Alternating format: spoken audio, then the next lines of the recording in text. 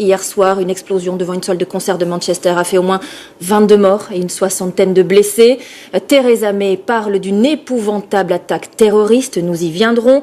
Une grande partie de cette édition sera consacrée à ces événements. Tout de suite, les faits. Il était 22h35 hier soir. Un concert se terminait dans l'une des plus grandes salles de spectacle d'Europe. Une explosion, la panique, des scènes de chaos et un bilan très lourd. Clément Le Goff.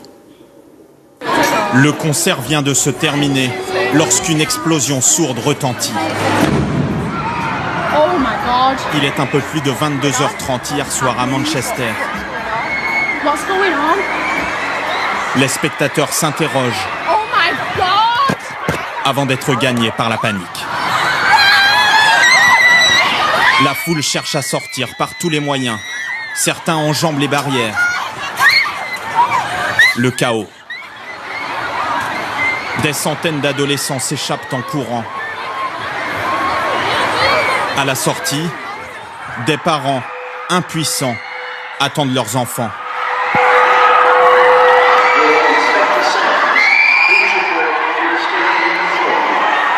Au micro, des annonces tentent de rassurer. Mesdames et messieurs, prenez votre temps s'il vous plaît. Gardez votre calme, pas besoin de courir. Il n'y a pas de problème. Pourtant, c'est bien une attaque terroriste qui vient de frapper Manchester. On a entendu un bang. Je n'ai jamais entendu une chose pareille. Ils nous ont dit de nous calmer, que c'était des ballons. Tout le monde a commencé à courir. Tout le monde criait, pleurait. On était en haut. On a dû traverser toute la salle. J'étais en train de sortir. Il y a eu cette énorme explosion. Je ne sais pas d'où ça venait. Les gens criaient, cherchaient à sortir par tous les moyens et à passer par-dessus les barrières. Quelques heures plus tôt, tous assistaient au concert de la chanteuse pop Ariana Grande, dans une des plus grandes salles de concert d'Europe, la Manchester Arena. Plusieurs milliers de personnes étaient présentes. L'attentat suicide a été commis dans un couloir d'accès au métro par un homme seul, selon la police. Je peux confirmer que l'assaillant est mort dans l'attaque. Il portait un engin explosif improvisé qu'il a actionné pour causer cette atrocité. Au moins 22 personnes, dont des enfants, sont décédées et on dénombre des dizaines de blessés. Rapidement, les ambulances affluent, le quartier est bouclé. La chanteuse Ariana Grande, elle, est indemne.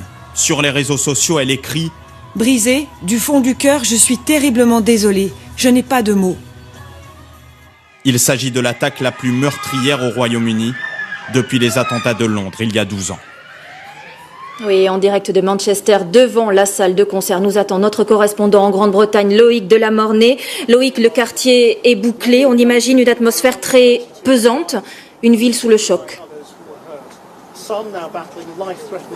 Absolument, Marie-Sophie. Manchester, une ville en état de choc depuis qu'hier soir, peu après 22h30, les spectateurs sont sortis en panique par les portes que vous voyez juste derrière moi, celles de l'Arena, et évidemment des spectateurs apeurés par la très violente déflagration. Une ville en état de choc après le bilan qui est très lourd, vous l'avez dit, 22 morts, 59 blessés à l'heure où je vous parle. Et puis enfin, surtout une ville en état de choc sur le symbole. On a entendu au cours de la nuit ici ces mots, c'est le Bataclan anglais, en référence évidemment aux attentats de Paris de novembre 2015. Alors, il n'y a pas de hiérarchie dans l'horreur, il n'y a pas de hiérarchie dans les bilans, mais il y a un même symbole, celui de la jeunesse qui était attaquée hier. Vous l'avez dit, Ariana Grande était une artiste extrêmement populaire auprès des jeunes. Il y avait beaucoup d'enfants qui comptent parmi les victimes, beaucoup d'adolescents, beaucoup d'adolescentes qui étaient dans cette salle avec leurs parents. Et c'est clairement cette jeunesse qui a été visée par le terroriste hier soir.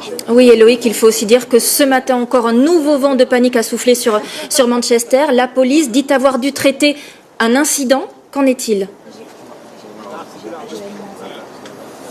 Oui, on a effectivement entendu une détonation il y a quelques minutes et la police vient d'évacuer un centre commercial voisin. Pour l'instant, on ne sait pas s'il s'agit d'une fausse alerte ou s'il y avait vraiment une interpellation par exemple en cours ou le désamorçage d'un engin explosif. En tout cas, l'enquête se poursuit. On vient d'apprendre d'ailleurs qu'un homme venait d'être arrêté, mais encore une fois, nous n'en sommes qu'au tout début de l'enquête. Évidemment. Merci beaucoup Loïc de la Mornay. On vous retrouvera un peu plus tard dans ce journal.